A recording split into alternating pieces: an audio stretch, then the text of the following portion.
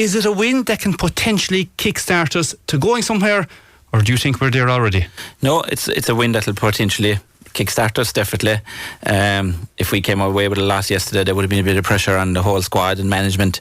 No, because us down here in Kerry aren't very forgiving when we start losing, Donal. Yeah. Could you sense that pressure before the game ever started? I mean, a lot of people in the stands, and they were kind of echoing that as well. You know, like we lost here, and Monaghan are good, and they beat Dublin. And we're facing into Mayo and Dublin. Absolutely, that was the talk. So I mean, even before the game started yesterday, fans were nervous. They were, yeah, and you could, like you said, you could sense that on the road up. But when the Cliffords, I suppose, were announced on Thursday night, or was it Friday night? What night? It was a Thursday night then. But you could see that Kerry. Well, we said it here, myself and John, said it here last Monday night, that they were going to be on the bus, and Kerry seemed to be aiming, early. Last year, we were here last year, and we were talking about being behind and all this kind of stuff. You could see there's a different attitude completely this year, and the league is very important for Kerry. Not only to stay in it, but we're out in the championship in 11 weeks' time. That's 11 weeks' time. So we don't have a whole pile of competitive games, in that space of time. So every game we get has to be taken advantage of. And I think that's what Kerry are looking at. But yesterday's performance, from the word go, I was watching the warm-up. I even watched them coming out through the tunnel. I was down beside it. And you could see they were hopping. They were ready for road. And and they proved that in the second half. I thought the first half was a kind of a game that was helter-skeltered. A very open game, both teams going at it. But in the second half, Kerry were very controlled. And I would, and that's why I was kind of upbeat, because I was upbeat last week after our game in Derry, because I could see there was green shoots there. We created opportunities, we didn't take them. I just thought Derry had probably the couple of better games played in the McKenna Cup than what we had in the McGrath Cup. But yesterday I was very pleased coming out of the Clonus. Sounding like a Mayo fan. Sounding like a Mayo fan. Yeah, that doesn't go well for them. John Kennedy, you certainly weren't sounding like a Mayo fan coming out. Was it SC in Tarbert, wasn't it? there was a bit of ruction there, was there? Well, one of those days, Donal, but we leave it behind and move on, I suppose. Huh? I heard the board of management have full faith in you, John. Full faith, continue on. Come here, John. Pressure on managers. I suppose that's the link onto it. I suppose we mentioned, I suppose, Jack earlier in the campaign, a lot of comments into this evening, and of course you can get in contact with 0667123 Ivan is back at his seat, or you can text us on 083 300 300. The pressure on managers, it becomes intense after a loss. I mean, the loss to Derry, everybody, I'd say, that would have a fair mind about football would have said, yeah, Derry were stacked, Kerry weren't there, but again the pressure would have mounted up. Was that pressure shown through to see that the Cliffords came onto the panel, do you think? Because Jack did say that, they were being given a break, they weren't coming back until the Mayo game, the whole lot. Or as players, do players know at a certain time, I want to get on, I'm buzzing, I'm fit, I'm raring to go? Was there a bit of that, you reckon, maybe? Well, the first thing, they were training anyway, they were in the squad training, which is, that's they weren't brought in from the call, the Derry result, certainly, you look at the league and how competitive it is, I think it was important to get a result in Monaghan. If you were beaten above in Monaghan, you'll be in a relegation dogfight. You look at the second division, apart from Armagh and maybe to a lesser extent Donegal, you don't want to go down there really. It's a big gulf in standard, and I think for championship hopes, you need to be playing Division 1 football. This was, it was a result, patchy enough first half. But, I suppose a few changes, bringing on David. People will question coming on before half-time, but he definitely steadied the ship. He took the attention of the Monaghan defence. Paddy coming on likewise, and then Tig Marley, like Liam said, the green shoots, Killian Burke, Dylan Casey, Joe Connor again, quitted themselves well, and, sets us up nicely now. The difference between victory and defeat is huge, because you look at it, if you beat Mayo, you're in contention then maybe for challenging for a position for a league final place. And I think maybe it could do us no harm to get to league final this year, because you look at what's happening in Munster. There's no competition there. Mm-hmm. That's a good bit down the road, but it's still not that far away either. And we need competitive games. But this was an important 2 points. The 2 points were more important than the performance, I think. Mm-hmm. And go up to Monaghan and win. It's always a tough place to go. Yeah, and of course Monaghan, after beating Dublin as well in Croke Park as well, with a much changed team as well. Let's go back to the first half, Liam. Before the Cliffords, will say. The first 6 or 7 minutes was kind of cagey enough stuff. I mean, a lot of drop passes, balls going astray, Conor Gainey firing that wide, the Monaghan keeper kind of getting out past the Kerry forwards at his ease without being put under any massive pressure. But then there was that kind of golden spell when Shawnee got his first magic point, off the right. Then he followed up with a fantastic point off his left, which was fantastic. Dylan Casey, not for the first time, popping up into attack and scoring as well. Conor Ganey tapped over the point after another great run, of course, by Graham Sullivan, who's really getting up there as well.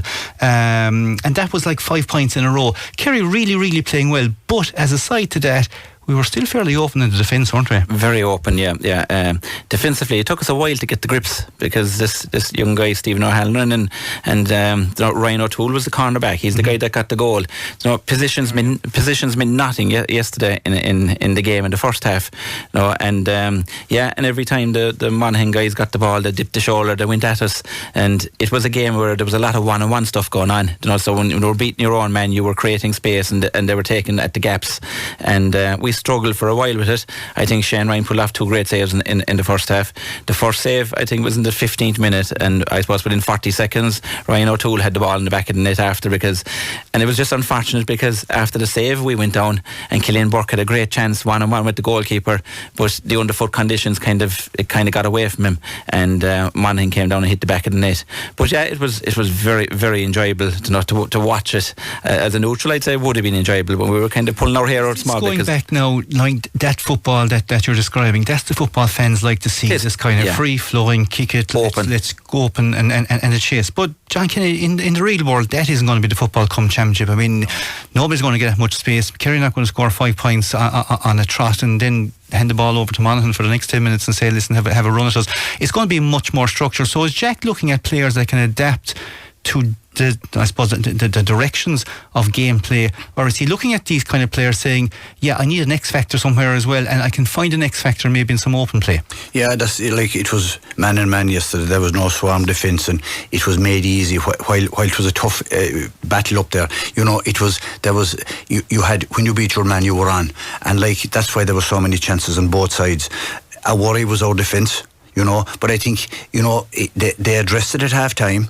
And bringing in Tyg Morley, then certainly it steadied the ship, because his experience, his covering of space was very important, and that avenue up the middle was gone, and that has been there over the last number of years. We've said that numerous times, but I think the X factor is Joe O'Connor is back. He gives you a physical presence in the middle of the field. He's good in the air, great engine, and he's going to get better because his confidence is growing. Cillian Burke, delighted for him yesterday. Things didn't work too well against Derry, but it was his first real taste of senior football, we could say, in National League. Took his goal very well. After missing a chance, he was wrong-footed. The penalty that he... Correct, exactly. So he has the confidence to keep going, but he really buried that shot, and that was great for the confidence. But I think his work rate and his supplying ball and doing the simple things, very, very important. But what I like about Kerry now with the last 2 games is we're kicking the ball, and even if we're not, if we're making a mistake, we're not changing our tactic, we're still trying to kick that ball in. But when we have forwards like Shawnee Shea and probably David Clifford and all these fellas, we need to be able to kick the ball, and the only way we're going to break down mass defences is by kicking the ball, getting the ball going 40-50 yards, and we were doing that yesterday. Every time we came out of defence in the first half, we were looking up. Shawnee Shea was running the diagonal runs, the gainies. There was a lot of open play, and I do think we could still use that against a mass defence if we move the ball out of defence quickly. And I think Shawnee's confidence is really up. The first point he got, Shawnee's flying. Cillian Livell, a very good full back. Yeah. He shimmy to go one way. He turned. He didn't even look. He knew where he was. A great score. From the wrong side with his right foot, but Shawnee's in flying form, and as you say, Liam, the quality of the ball going in is very good. Diagonal ball yesterday, they were making it easy for him, and you had David Clifford in there, you had Paddy again, and Cillian Burke, he's running, and then Dermot O'Connor coming from the middle of the field. We certainly have a lot of aces, and nobody's getting carried away about one victory, but there was green shoots in the Derry performance. We created 4 or 5 goal scoring chances. Yesterday we got 3, and while there was questions about the defence, overall you'll be happy with the performance. So both of you quite happy? Mm-hmm. I would tend to the question that Jack would have more problems after yesterday's game than the Derry game, because Derry didn't get a goal chance in the whole game. I mean, we gave up gave up a rake of goal chances yesterday that weren't really taken. Well, I suppose conditions against Derry didn't really allow for too many goal chances. Even and the opposite then is we got goal chances and we didn't take them. Whereas yesterday we did. We were just that little bit more. I suppose we were a little bit smarter yesterday, and that comes with games as well. With the chances we missed against Derry, you're not going to miss them chances again, and we took them. And plus, look, the X factor, the 2 Cliffords came on, and they kind of calmed the whole situation. Let's talk about the Cliffords, because the whole county wants to talk about the Cliffords coming on the whole lot. I mean, you said it last week, if yourself and Ambrose and the team would have to drive them, you'd make sure that they were in the car with you. Look, they weren't in the car because you would put them to work. Did you really change a tyre, did you? We really changed the tyre. We being all three, or? Well, all two of us, myself and Timmy. Ambrose was kind of health and safety, to be fair. But he was supervising. And I just recorded Timmy because I started laughing when he went put on the gloves. That's the reason why I recorded it in the first place. That was my question too. Who puts on gloves to change a tyre? My God. But his hands are precious. Timmy's hands are precious. It took him a long time to get the wheel off. Well, it didn't take that long for Jack O'Connor to put David Clifford on the field. 32 minutes came in. He arrived, Paddy arrived. Not surprising, Liam, they got a small bit of attention on their arrival. Oh, yeah, it was the case. And you could see David was hyper. And the yellow card he got was probably deserving. He got it within 50 seconds. He got it within 50 seconds, yeah, because, look, he went in late with a shoulder, even though everyone was saying it was a fair shoulder, but the man had the ball kind of passed and he kind of drove him over the sideline. But David was laying down a marker. Look, he gets a lot of stick and he gets a lot of hassle himself, so he's well able to mind himself. There was a bit of rustiness about him as well. I mean, obviously the whole country going mad now talking about Dick Clifford's having a bit of rustiness, but he took the free from Shawnee Shea. He missed the free. He was eager, he was eager. He got overturned maybe once or twice before they got going, and it was really that first ball that he kind of stepped up with a nice flick to Shawnee that kind of brought him into the game. But he was always going to get a goal, wasn't he? He was, and that's why I think Jack put him on the bus as well. We were always looking at the Mayo game, but it's very hard to pull fellas out of the stand and just start them against Mayo. So I was always thinking that he was going to give the two Cliffords maybe 10 or 15 minutes in the Monaghan game. It was surprising he brought him on that quick in the first half, and people are saying it's kind of unfair on Ronan Buckley. But if you think back the week before, it was Sean O'Brien. Yeah. So Jack is kind of laying down markers here that if you're not up to the pace, if you're not offering something, you will be called ashore. Yeah. And does that, you reckon, come from the stats man sitting in the corner saying, after 28 minutes, player X has not ran enough or dropped too much or not involved in the play? Because in the old days you would have waited till half time, but now with so much, I suppose, on-field information coming into you, you're probably predicting that this particular player might cost you a point or 2 points or is that the process of how management is thinking now? There'd be a lot of information like that, because everything is stats now. But you could see Ronan was kind of he was kind of under pressure, and his man was doing a lot of attacking as well. Because they were getting down the field. So Ronan was kind of more of a defensive half forward than what he was doing his own thing. But you could see, I suppose, Jack wanted to change the game a small bit then as well, because when David came on, the whole attention, and rightly so, by the opposition team, there's always 2 or 3 watching him then, so he creates more space for the other players, and it just proved that Jack wanted to go up yesterday, and he was coming away with them 2 points no matter what. John, we get to half time, it is 1-9 to 1-5. We kind of had our little wobble. Monaghan got on top for a bit. We recovered. But the second half performance, I mean, you still have to go out and win. I mean, 4 points up. How impressed were you with Kerry's second half effort? Yeah, they're very impressed. And Shawnee started, he set the tone, kicked 2 great points, early on. And then the goals followed. I suppose the last goal was a bit fortuitous, okay, but the 2 other goals were well taken, great moves. But it was the overall play by Kerry. Monaghan were hanging on there. We were always in control. We were never going to lose the game, but I think it is the way we applied ourselves, and the way fellas like Graham O'Sullivan, then Tom Sullivan, they came into the game. Jason Foley came up. They all wanted a part of the action. It was that kind of a game, Liam. It was open. But look, the second half, there was only one team in it. Monaghan were hanging on. Absolutely. Obviously the virtuous goal was Terrace O'Connor, Tom being in the right place at the right time. Don't move. Another man who almost got a goal, and he had a very, I suppose, calming or steady influence, and important for him to get back in as well, because obviously it's his first game since the All-Ireland final last year, as well as, of course, with Paddy and David, was Tig Morley. Speak to me, how impressed were you with Tig Morley's last 20 minutes? It was excellent, and that goal chance he had, he'll be kicking himself after it, but it was a fantastic move. It went through 5 or 6 hands. It was 1-2, 1-2, and next thing, I'm sure he'd be delighted. I just thought he probably didn't know where he was, and he thought he was open, but it was the wrong side of the net he palmed it into. But overall, when he came on as well, you know, he filled the gap there between our full back and our centre back, and he sat there. Like Tig is a guy that he can travel up the field, but he's experienced enough now that he'll hold, and he'll let the other fellas do the running. When you have Gavin White and Tom Sullivan either side of you can hold and let the two boys be the runners then. But the one thing in the second half, what I did see was, you know, Stephen O'Hanlon caused us a lot of trouble in the first half. He was lively, but you know, Thomas Sullivan shut him down completely in the second half. And what I mean by shutting down, you know, by Donal, is that he denied him the ball. When Monaghan got the ball, Tom was actually kind of marking him face to face, the way he wasn't an option. Instead of leaving him get the ball and then trying to worry about him was a harder job, whereas we denied it very, very early to him, and he couldn't get his hands on the ball. And I think Tom deserves a lot of credit for that. And not only that, he kicked 2 points as well. So in the second half, we had our homework done all right. We get it. You like Tom O'Sullivan, Joe? Well, I don't know. He played well yesterday. And poor old Tig Morley. Different in 2 weeks' time. Tig Morley actually started life as a Kerry forward, believe it or not as a centre back or a full back. And sure, he'll always be remembered as the guy who almost scored Kerry's best ever goal. That's right, yeah. Yeah. I suppose he'd want to take away the limelight from Jason Foley. Sure, Jason scored a point as well. Come here, that's super, boys. We will take your comments after the break. Now you're very welcome back to Terrace Talk, and of course we'll be catching up with Dan Carney there around 6:30 this evening as well. The Kerry ladies' fantastic win today against Cork in the third round of the National Football League, 3 from 3 as well, and they're certainly flying. Some of the comments coming in, we'll read them out, and as normal, thanks very much for getting in contact with us. We'll read as many as we can anyway. I was just saying to the lads off here, it was amazing. Last week we lost, we had a rake of comments.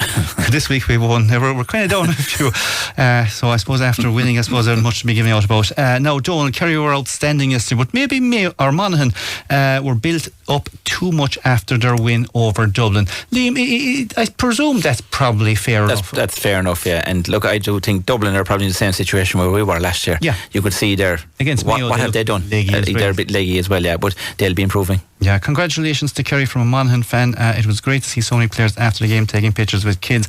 It is only the league, but great to see an open attacking game of football. And that's back to what we kind of discussed earlier, that it was kind of that open attacking game of football. Did Jack O'Connor really need to bring the Cliffords on? They barely got a break. And I'm going to link that to the next comment, which is, as David and Paddy are way too soon. They've had no break at all. And I link it to the third comment. Well, here we're going. Why was David Clifford brought on 3 minutes before half time? Kerry did this the previous week as well. Why not make the sub at half time? And we kind of discussed that as well earlier, that I suppose it's down to kind of... Yeah, look, the olden days you would wait till half time and you would be giving a fella a chance, but not anymore. There's too much at stake now, and no, you're laying down, like I said, you're laying down markers anyway. And Jack won't hold that against Ronan Buckley. Sean O'Brien came on yesterday at the end of the game, so it's only kind of rattle the cage a small bit and see, can we get a bit more? And find an extra 5% next week. Did David Clifford and the Paddy back too soon, no break? They've got a good enough break, John, haven't they? In the short 6 months, you can't give them much more than what? Oh, they haven't. Their last game was the 19th. I looked at it, said 19th of November. Yeah. Was the last time. No, they played the Donegal Cup a half a game the week after, but that's a long time off. At this time last year, you were saying, Jesus, they've had 900 games in about 2 weeks. Yeah, absolutely. Let's move on to something else, another topic. We've coupled them together. Shawnee Shea is in the form of his life, Donal. His points from play were simply magnificent. Donal, Shawnee Shea will have to play close to goal this year. He will have a massive impact in there. Shawnee Shea, we discussed it off air. I mean, he looks a different player, doesn't he? He looks leaner, meaner, fitter, all those words. But not only that, the scores that he's kicking. You know, yesterday when the game was in the melting pot in the first half and Cavan got really on top for the stages, he was the man that kicked these outrageous scores and you know, massive confidence scores. Massive confidence. A leader. Yeah. He's a leader, and I agree with our listener. I think the closer to goals, the better.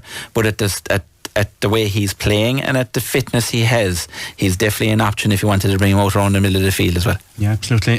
Donal, great to see the Cliffords back along with Tig Morley, really beginning to show and look strong now. And then, oh my God, here we go, talking about the burst balloon, here we go. I'll give this one to John Kennedy. This must be an Kerry fella.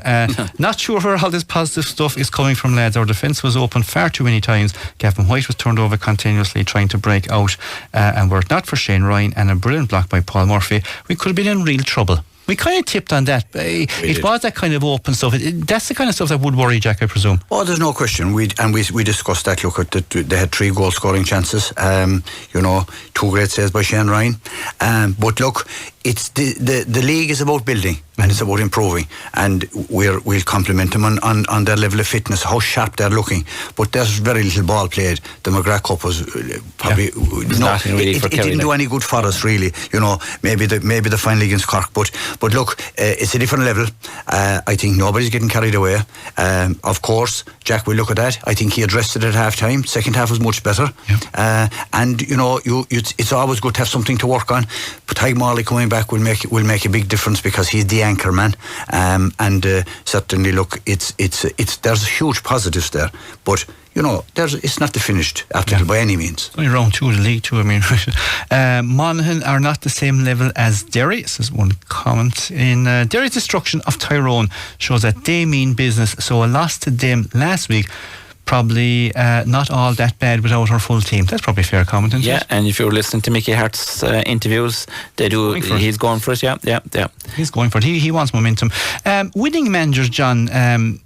Jack, of course, 2 years ago, I suppose. Now, the momentum that drives you on, it comes from winning games, doesn't it? I mean, it's very hard to kind of go through a whole year, not perform well, and then expect yourself to kind of win an All-Ireland from the quarter-final out and find momentum. So momentum has to be found early. Oh, it has to be found early. And look, Jack has said, he's made no secret, he's looking for a few extra players. And he's probably got 2 or 3 there, like Dylan Casey, while he was there before, Killian Burke, Joe Connor back. But it's all about momentum. It's all about improving from game to game. And, Derry we're talking about the Cliffords being played. Look at Derry. They've brought their the Glen guys back. Mickey Hart is looking at winning every game. All these managers, look, they're all competitive, whatever level you're at, and they want to win and put down a marker. And the argument against it is, do Derry need to be in the league final with such a competitive Ulster Championship ahead of them? But look, that's the road they're taking, and they're top of the table at the moment. But your listener is right. We said that last week. The defeat to Derry, when you saw the Derry team, you wouldn't be too down about it, and the shoots were there that we did create a lot of chances. And John, when you were winning then as well, it's a lot easier going training Tuesday night no doubt. Off a back of a win than a loss, and momentum, like you said, momentum. And no matter how bad, I won't say how bad, but no matter how disappointing Monaghan were maybe to some of the supporters, to go up to Clones and win. Yeah. Many teams don't do it. Exactly. And like while they're missing a lot of household names, they still have a lot of exciting talent. And they beat Dublin in Croke Park the week before. No mean achievement, even though Dublin are only starting back. Yeah. Now keep those comments coming in to us until 7 o'clock this evening. We'll talk football. After 7 we'll talk hurling, and then from about 20 past we'll talk a bit of rugby. We'll go back to Liam and John. Thanks to Dan there for keeping us updated with, I suppose, all the positive. Just away from that beforehand, isn't it great to think that Kerry can beat Cork by 13 points plus in a ladies match at senior level? We've got to that level now where our expectation is through the roof. And like we said, it's the shoes under the foot now. Like 8 to 10 years ago, we were looking at the great Cork teams, but this Kerry team have developed so much in the last couple of years, and they seem to be building towards something big. Like, we don't want to be blowing it up at the moment, but they seem to be doing it themselves, because the panel they're building, the confidence the players they have. I just hope that it keeps going from. Absolutely. Good evening, Donal. Great to see Kerry going well yesterday in Clones. Killian Burke is going well after the first 2 games. Took his goal well, and unlucky not to get another one. But the highlight of the weekend was meeting the 3 wise men, Timmy, Ambrose and Liam. You're one of the wise men now as well. Was that the fellow we changed the puncher for? I'm sure he didn't know who you were at all. And that's from John Creedon there in the top room. That's right, John. Yeah, John was sitting below us. Yeah, a great Kerry supporter. But the Kerry supporters, again, I'm just going to mention them. Like, they were fantastic. The busloads that went up. Another fellow I have to mention, because he brought us 3 bottles and 3 bars up to the 3 of us.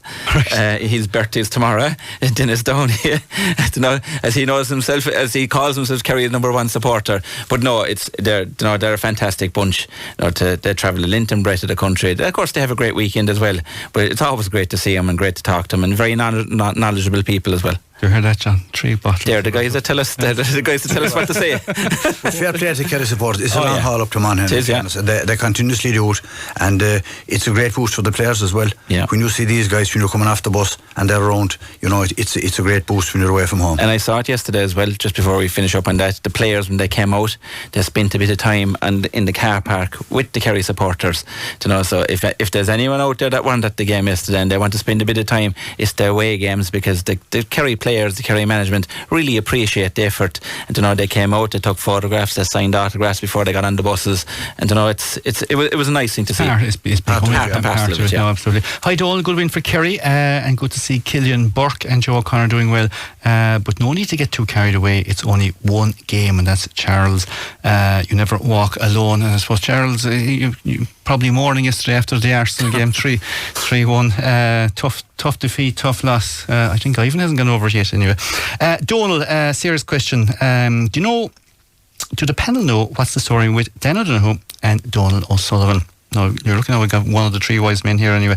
2 great players. I feel Donal and Barry Dan were brought on in last year's All-Ireland final 15 minutes ago.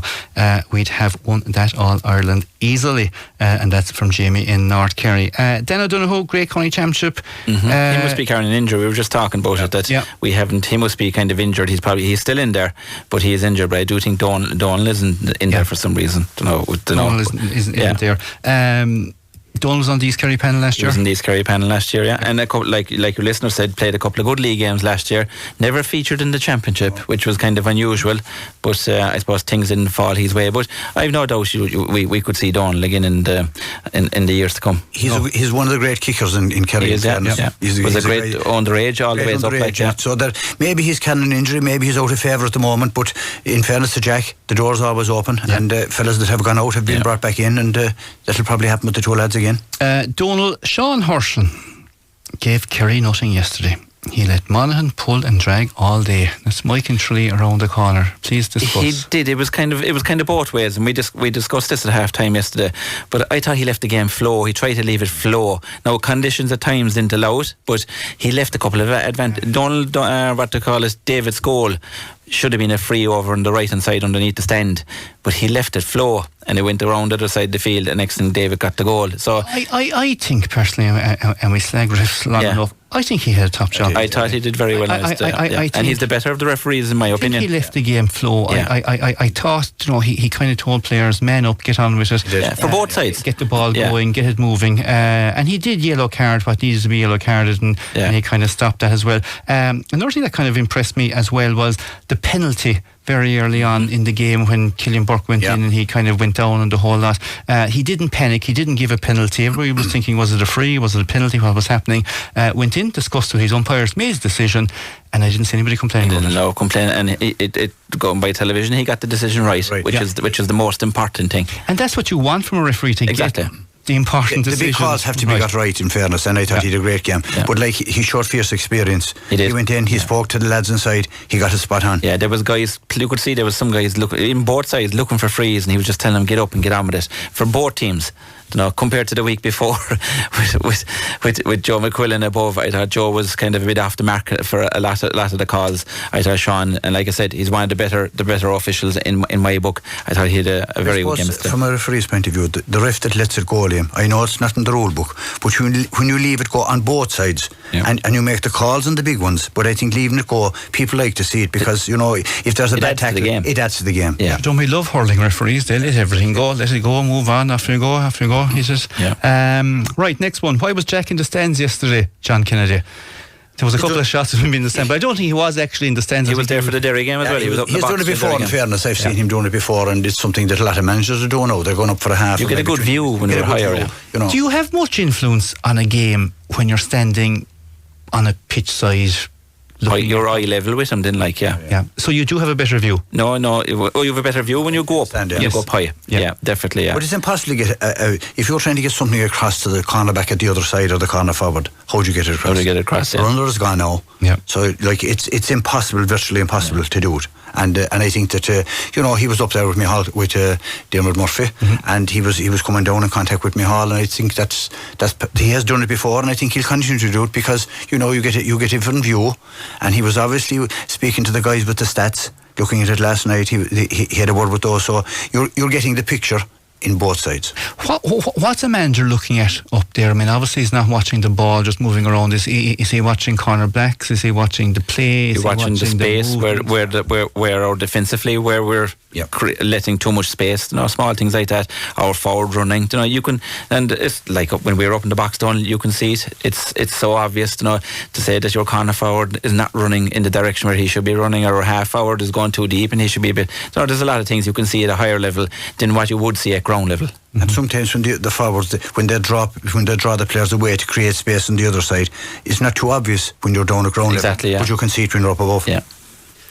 I don't know, should I read the next one out at all? Starts off with Hi Tim. It was my third year here, was it? Anyway, Hi Tim, don't probably, but anyway, how bad? Could you ask the panel, what do you think of the appointment of Pat O'Shea of Dr. Crooks? It's a different team to when Pat was there, but now the older and more experienced players are near retiring, and that's from Michael.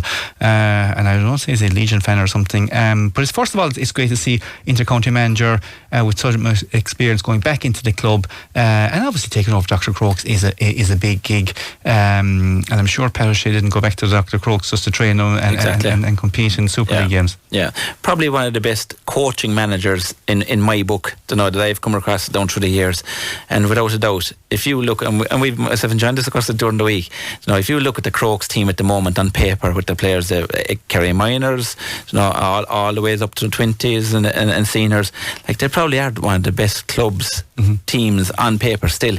So I'd said Pat will make a job with these, and not only that, he's bringing in Connie Murphy and Bossy and all these guys. It's like the All Ireland winning management team kind of coming back together again. And I know the old fellas are moving on, but there's young fellas, and I'm sure they'll. And look, Pat has been around the club. He hasn't disappeared the time he was involved. He was involved with underage. He was involved with the junior team last year. So he knows all these young fellas. So it'll only benefit Crokes to have like. You would have to say, Liam, Pat is Dr. Crokes, really, isn't he? He would be. He's one of the best thinkers of the game. Yeah. I was fortunate enough to serve a year under him as a minor selector. He was outstanding. He's a coach manager. Yeah. He's a great players man, but he surrounds himself with great people, and he's Dr. Crokes in his blood, and he's not going in there just to make up the numbers or serve a time. He's going in to win silverware. And they have the players. I think Andrew Kennelly's with him there as well.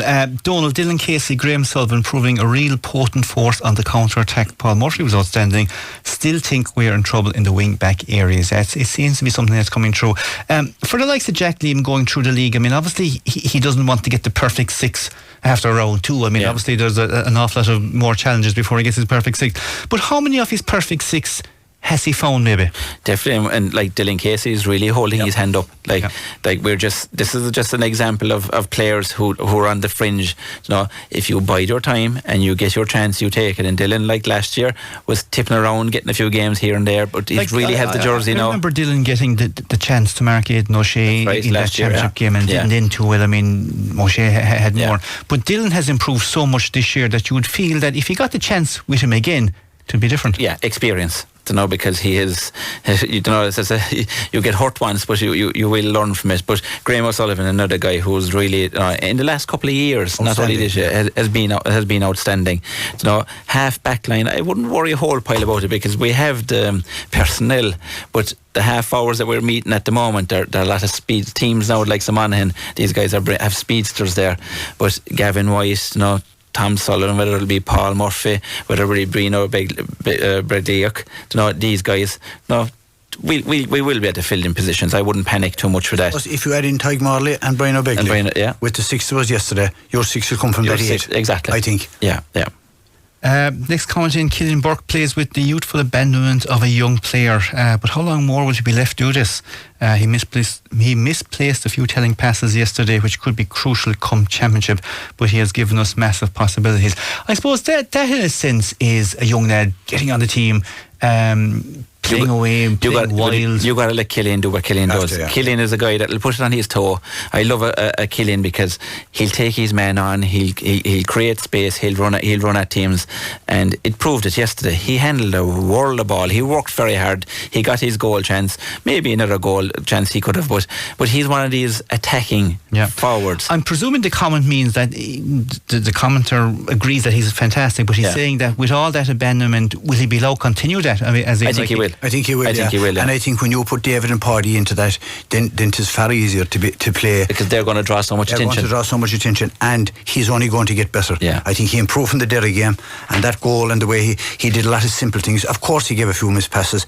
We all did that in our day, but look, a lot of positives, and he gives another option. He does, and what he was doing yesterday as well, he was running into scoring positions yesterday, where he wasn't doing that in the game against Terrace. But like that again, that's all experience, and Congratulations to the Kerry seniors and management on a good win yesterday. Good to see our namesake Amy Harrington on the panel and get player of the match today. Amy, the daughter of former 2-assist great and country athlete Maureen Harrington, and that's from Dermot and Margaret Ann, who keep an eye on everything down there, and 2 assists for us. And Margaret in Killarney has a massive stat for us. What's the stat? These two boys have no idea. Surprises. That's Margaret. Margaret won't surprise you. Hi Donal. Kerry put up the same score, the very same score against Monaghan for the last 3 years in the National League. Yes. Amazing. Good stat, yeah. It's been a happy hunting ground for us in Monaghan as well. So last year you said we were awful in the league and we put up as much scoring against Monaghan. This year we were awful in the league. Was to show you the performances were much better this year. Quickly, Mayo coming to town, never easy, on the back of the Dublin win. Didn't look outstanding though, did it? They didn't, but the Mayo will be the big physical team that will come down and try to bully us around Austinstack Park, and it'll be it'll be another great game for us to see where we are. Yeah. And I think that's what we'll be looking at, and I think we owe them now from the cold night we spent above Mayo last year, and the hiding. It was a horrible night, wasn't it? That was a horrible night up there, yeah. And that was the night that David Clifford came on that night as well at half time. That's right, yeah. Things didn't turn around as easily.